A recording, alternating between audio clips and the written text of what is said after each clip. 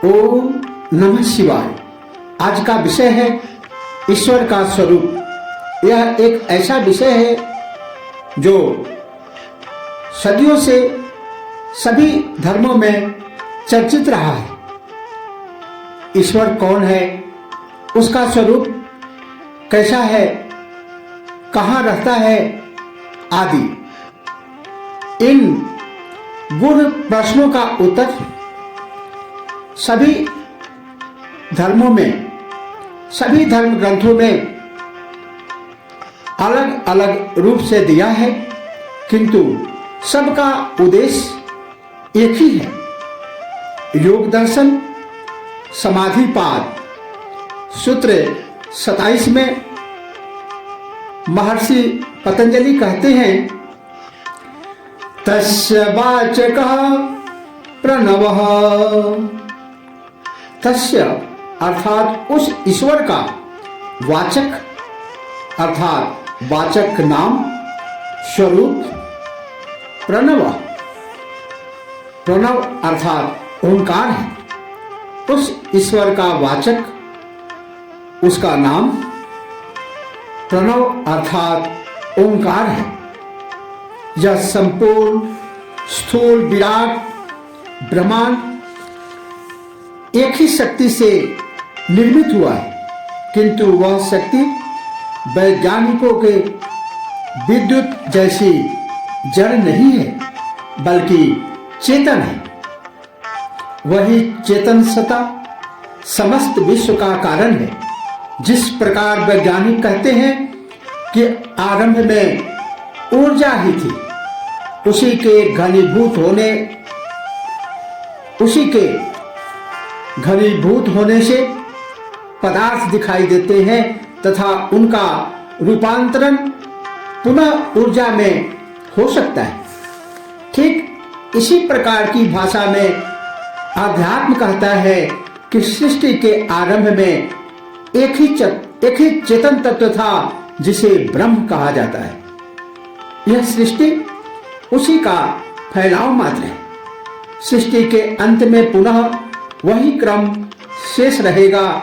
इस चेतन तत्व का विभिन्न मतावलंबियों ने विभिन्न नाम दिए हैं। उपनिषद इसे ब्रह्म कहता है, सांख्य इसे पुरुष कहता है, कबीर ने इसे राम कहा। इस तत्व के ऐश्वर्य के कारण इसे ईश्वर कहा गया। सभी आत्माओं में परम श्रेष्ठ होने के कारण इसे परमात्मा कहते हैं। शैव ने इसी तत्व को शिव कहा है। इनके सिवाय भी उसके अनेक नाम दिए हैं, जैसे अक्षर ब्रह्म, आत्मा, परमेश्वर, नारायण, भगवान, शेष आदि। किंतु ये सब नाम उसके एक गुण को प्रकट करने वाले हैं, जबकि वह ईश्वर अनंत गुणों वाला है। इसीलिए उनका कोई नाम हो ही नहीं सकता। नाम के घेरे में बांधने से वह भी संकीर्ण हो जाता है, जबकि वह इतना विराट है कि उसे नाम, रूप, परिभाषा आदि की संकीर्णता में बांधना मनुष्य की संकीर्ण बुद्धि का ही परिचायक है। वास्तव में उसका न कोई नाम है, न रूप, न आकार, न गुण, बल्कि सभी उसी में है। ऐसे चेतन तत्व को पतंजलि प्रणव ओंकार कहते हैं। यही उसका उपयुक्त नाम है। वेदों में भी इसी नाम से उसे व्यक्त किया है। ओंकार कोई शब्द नहीं है, बल्कि ध्वनि है। उपनिषद उसे उद्गीत कहता है। वेद एक सद विपरा बहुधा वदंती कह करके उसी परमात्मा की ओर संकेत करता है कि वह एक ही है। उसके नाम अनेक है। ओंकार कोई शब्द नहीं है बल्कि ध्वनि है जो आगम में थी, वह आहत नहीं अनाहत थी। योगियों को ध्यान तथा समाधि में किसी आकार वाला परमात्मा दिखाई नहीं देता। जो दिखाई देता है वह मानसिक कल्पना मात्र है। इसीलिए आदि शंकराचार्य ने ऐसे दिखाई देने वाले परमात्मा को माया कहा है।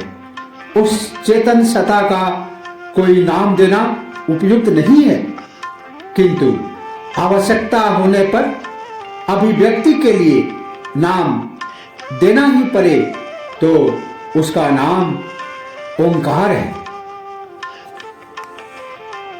इसीलिए कई धर्मों ने इसे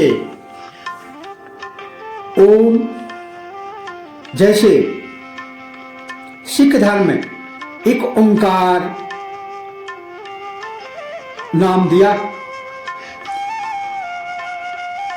क्रिश्चियन ने गॉड व आमीन आदि नाम को स्वीकारा।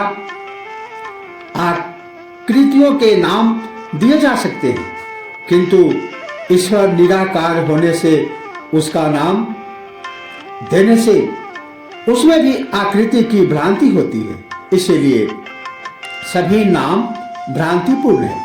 वह ईश्वर चेतन सत्ता मात्र है। सृष्टि की समस्त सत्ताएं उसी से है। वह कोई व्यक्ति जैसा नहीं है। स्वर्ग में वह कोई व्यक्ति जैसा नहीं कि स्वर्ग में बैठा है, न सम्राट जैसा है कि न्याय करता है, दंड और पुरस्कार देता है, जला उठाता है, न कोई उसका निश्चित न्याय का दिन है कि एक दिन सबका न्याय करता है, बाकी सोता रहता है। ये सब भ्रांतियां उसका नाम देने से हुई, जिससे उसको व्यक्ति जैसा समझकर ये सारी व्याख्याएं कर डाली। जो इस परमात्मा के मार्ग पर अग्रसर हुआ, जिसके अनुभव जहां तक रही, उसकी व्याख्या उस प्रकार से कर डाली। इसीलिए पतंजलि ने उसका नाम प्रणव ओंकार नाम देना उचित समझा। यही उसका वाचक है, यही उस परमेश्वर का स्वरूप है। यह भी उसका नाम नहीं है बल्कि एक सूक्ष्म ध्वनि है, जो अक्षर है, उसका कभी नाश नहीं होता। गुरु नानक ने भी उस परम सत्य परमात्मा को ओंकार नाम दिया। उसका वही एक सत्य नाम है, तस्य वाचकः प्रणवः। आज इतना ही, शेष अगले सूत्र में। तब तक के लिए ओम नमः शिवाय। जय श्री कृष्ण।